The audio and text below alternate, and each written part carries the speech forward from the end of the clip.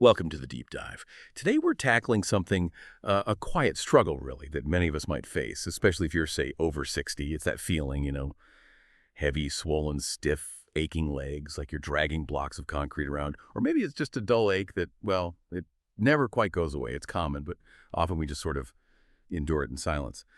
But what if the answer, a really surprising solution for lighter, freer legs, was maybe sitting in your kitchen right now? A simple natural oil used for centuries, but kind of forgotten. We've looked at listener stories, traditional remedies, some recent studies too, and they all seem to point this way. And what's really striking, honestly, are the results people are reporting. Seeing pretty surprising changes in just 7 days. We're talking legs feeling lighter, pain starting to fade, movement feeling freer, better sleep too. Even things like, feeling confident enough for a morning walk without worrying about stumbling. And this is, importantly, without needing new prescriptions or extra doctor visits or, frankly, expensive machines. So, our mission here today in this deep dive is really to get into why legs often feel this way. What is this natural oil? How do you actually use it effectively? What could you expect maybe day by day? And how can you boost its effects with other natural helpers and simple daily habits? Okay, let's ground this with a story that really illustrates the journey. We heard from Margaret, one of our listeners. Her experience wasn't sudden. It was gradual, started small, just a dull ache behind her knees after walking to the mailbox.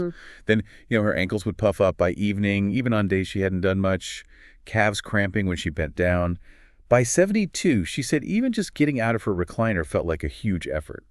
And her first thought, like so many people have, was probably, well, maybe this is just what getting older feels like. Right. And that's the key misconception we need to unpack because what Margaret was experiencing, her body was actually sending these quiet warnings for years probably about some really fundamental things going on underneath. First off, her circulation was slowing down. Those blood vessels, they get stiffer, narrower over time, which means blood wasn't flowing down to her legs or, crucially, back up as well as it used to. And without that steady flow of oxygen and nutrients, well, her leg muscles were basically starving. They felt tired, weak, couldn't keep up. Wow, so it wasn't just tiredness in the usual sense. It was deeper, more physiological. Yeah. And you mentioned there were a few issues her body was flagging. Circulation was one. Exactly. Slowed circulation is huge because it affects everything down there. But it wasn't just that. There was also fluid buildup happening. Her kidneys, her lymph system, the body's internal drainage network, they weren't clearing water quite as efficiently anymore. So fluid starts to pool. And gravity, well, gravity does its thing, pulling it down to her feet and ankles, that swelling. It wasn't just uncomfortable, it made walking harder, made her balance a bit trickier, and definitely made sleep more restless. Okay, so circulation, fluid buildup. And the third piece, often overlooked, is muscle loss. It happens quietly. Without regular stimulation, the muscles in her thighs, her calves, they were shrinking. And weaker muscles mean more strain ends up on the joints. Plus, it increases the risk of falling. But, and this is really important, it wasn't hopeless. Her body wasn't failing her completely. It just needed some support. And she found that support, quite unexpectedly, really. That makes sense. Given all those things, circulation, fluid, muscles, it sounds like she needed something quite specific. So what was this unexpected find? How did it start to make a difference?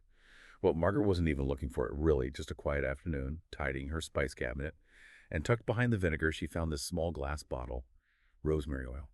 She remembered buying it ages ago, read somewhere it was good for sore muscles, but you know how it is, it just got pushed to the back and forgotten. That night, legs aching again, instead of grabbing the heating pad like usual, she thought, well, why not? Rubbed a few drops between her palms just to warm it slightly, and then gently massaged it into her calves and thighs. And the first thing she noticed was the scent. Herbal, fresh, somehow calming. But then the surprise. Within minutes, this soft warmth started rising under her skin. Not like a burning heat, but just comforting, like her legs were waking up. And that night, for the first time in weeks, she slept right through. No leg cramps jolting her awake. Yeah, and that's the fascinating thing. Rosemary oil, it seems simple, maybe just a kitchen herb, but it's got this long history for a reason, backed up now by, phytochemical research. It's absolutely packed with powerful plant compounds, things like rosmarinic acid, various antioxidants. Rosmarinic acid. Yeah. Okay, that sounds specific. What does that actually do? Why is it helpful here? Great question. Rosmarinic acid, along with other goodies in rosemary, acts like a kind of, well, a tiny internal helper for your smallest blood vessels, your capillaries. It helps protect them, and it seems to specifically stimulate what we call peripheral circulation blood flow to the legs, ankles, feet. So more oxygen gets to the tissues, and waste products get carried away better. Plus, these compounds help soothe inflammation, ease muscle tension. They're naturally anti-inflammatory. Yeah. So that swelling you get from being on your feet or sitting too long, it helps with that too. I mean, ancient Greek and Roman healers, they were using rosemary oil for exactly this: tired legs, stiff joints, aching feet. It's not new wisdom. And it sounds like for Margaret, it wasn't just physical. That scent, the warmth, taking that moment, it became a ritual. More than just rubbing in some oil, it was like a little pocket of peace for herself. So how can you listening get similar results? It seems it's not just what she used, but how she used it. That ritual aspect. Margaret found the best time was right after a warm shower. Skin's clean, pores are open, muscles are a bit relaxed already. Makes sense. But even if not after a shower, just make sure legs are clean and dry. She'd warm the bottle slightly first, maybe just in her hands, or near a warm towel if it was cold. Then about 5 or 6 drops in her palm. Rub hands together. And here's a key bit. Take a deep breath of that scent. She said it was like a cue, like telling her body, okay, this is your time now. Then the massage itself. She started at her ankles using slow circles moving upward. Firm, but, loving strokes up the calves, behind the knees, then back down the shins. Higher into the thighs with these slower, longer kind of enveloping motions. She described it like giving her legs a hug, not rushing it, not pressing too hard, just connecting. And she'd sync her breathing with it. Deep breath in through the nose, out through the mouth. Maybe 5 to 7 minutes per leg. It turned into this kind of daily meditation for her. A quiet moment. She did it twice a day for that first week, morning to energize, night to release the day's tension. After that first week, she just listened to her body. Sometimes once a day was fine, sometimes just at night if they felt particularly heavy. It found its own rhythm. And there are simple things you can add to make that ritual even more effective. Things that came up repeatedly, like after the massage, propping her legs up. Just 2 pillows under the calves for maybe 15 minutes. Helps that blood flow back towards the heart. Gravity assist, basically. Or if her legs felt really sore, sometimes she'd lay a warm, damp towel across them after the massage. That moist heat helps the oil penetrate a bit deeper, feels really comforting. But maybe the most important addition wasn't really an addition at all. It was the stillness. No phone buzzing, no TV on in the background, just the process, your hands, your breath. Because when you genuinely slow down like that, something shifts, not just physically, but, in your spirit too. And the changes Margaret felt, they happened pretty quickly.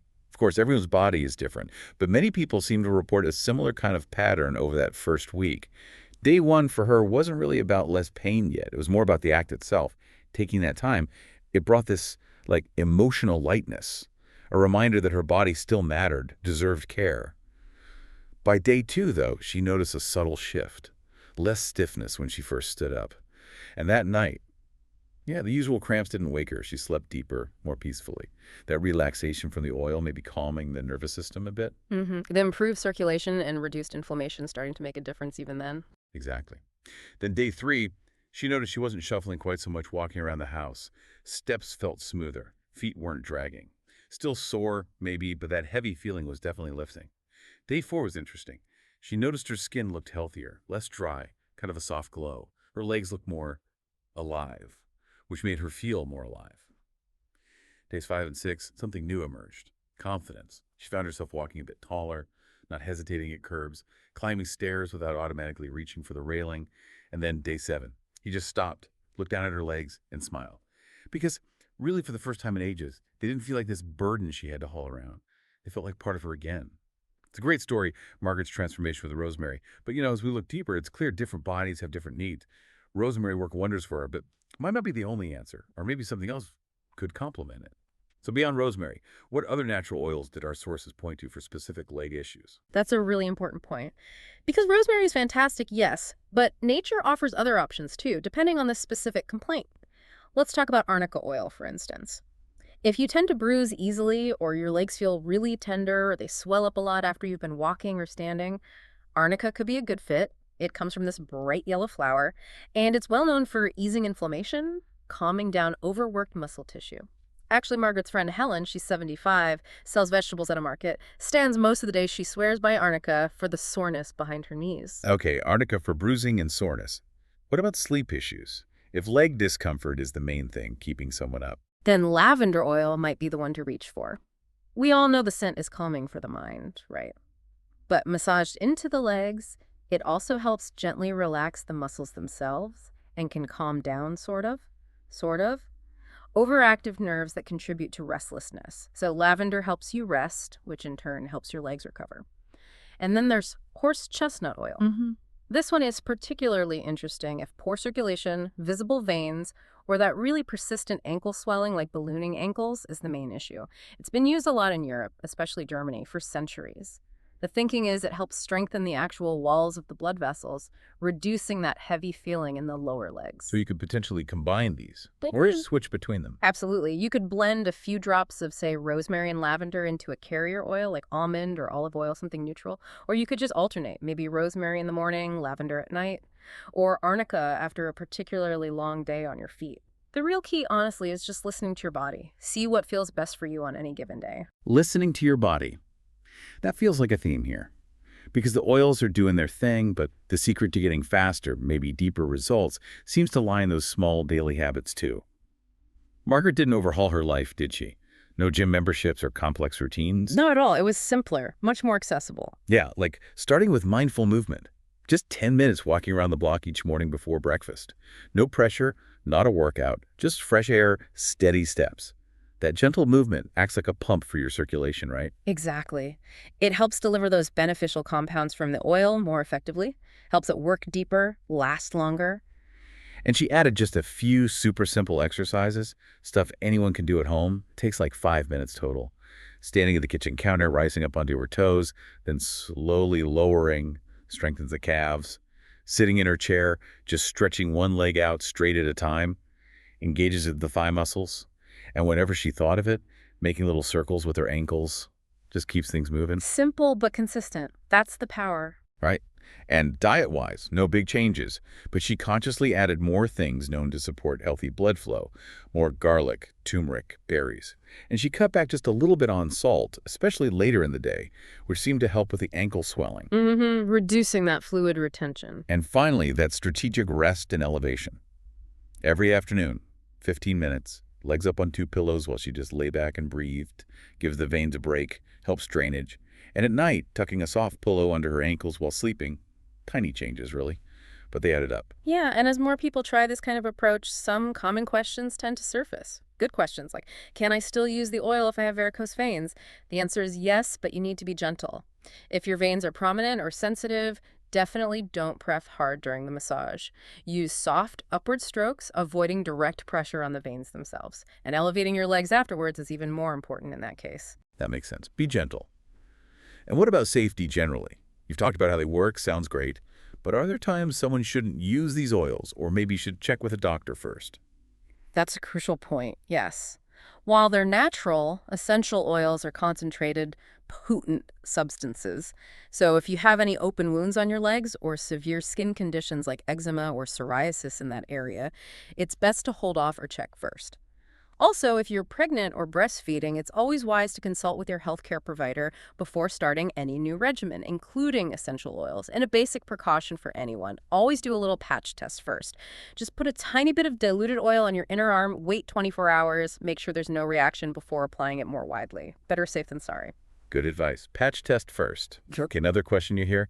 Right? I'm over 80. Will this still work for me? And the answer is a definite yes. Age doesn't switch off your body's ability to respond to care. It might take a little longer to notice changes sometimes, sure. But your skin, your muscles, your circulation, they can still benefit. They still listen. We've genuinely heard from folks in their late 80s, even early 90s, who felt stronger, more stable, just more connected to their bodies after incorporating this kind of care. And is this just for women? Absolutely not. Men experience poor circulation, leg cramps, muscle loss too. These things don't discriminate. In fact, we've heard from older men, maybe guys who'd never really considered massage before, who were really surprised by how much it helped, not just physically, but emotionally too, that sense of calm. Okay, so it's pretty universal. What about how long to use it? Is it forever? Or is it just that first week? There's no hard and fast rule. That first 7 days seems to be a good benchmark to feel that initial shift, that lightness starting. After that, listen to your body. You might continue once a day, maybe just a few times a week when you feel you need it. For some people, like Margaret, it just becomes a lovely nightly ritual, something to look forward to, a way to wind down. Your body will generally tell you what it needs. And finally, the big one. What if I don't feel results right away? And that's okay too. Bodies respond at different paces. If your legs have been feeling heavy or sore for many years, it might take more than a few days to really start unwinding that pattern. Consistency is really the key here. Keep up the gentle massage. Pair it with a little movement. Stay hydrated. Elevate when you can. Give it some time. Even small shifts, maybe slightly less swelling by evening, or sleeping a bit better, or finding stairs just a tiny bit easier, those are all signs that things are moving in the right direction. When you think about it, your legs have carried you through your entire life, haven't they? Through everything, all the celebrations, the hard times, every single step that brought you right here, right now, they supported you. And maybe over time, we just stop noticing them. Or worse, we start to resent them a bit for hurting or slowing us down or changing how they look. But the core truth that really came through in this deep dive is simple. They still deserve care.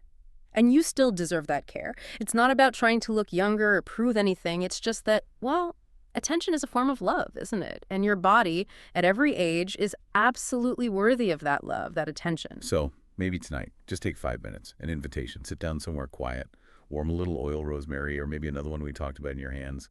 Breathe slowly and just Yeah. listen. Listen to your body, listen to your breath.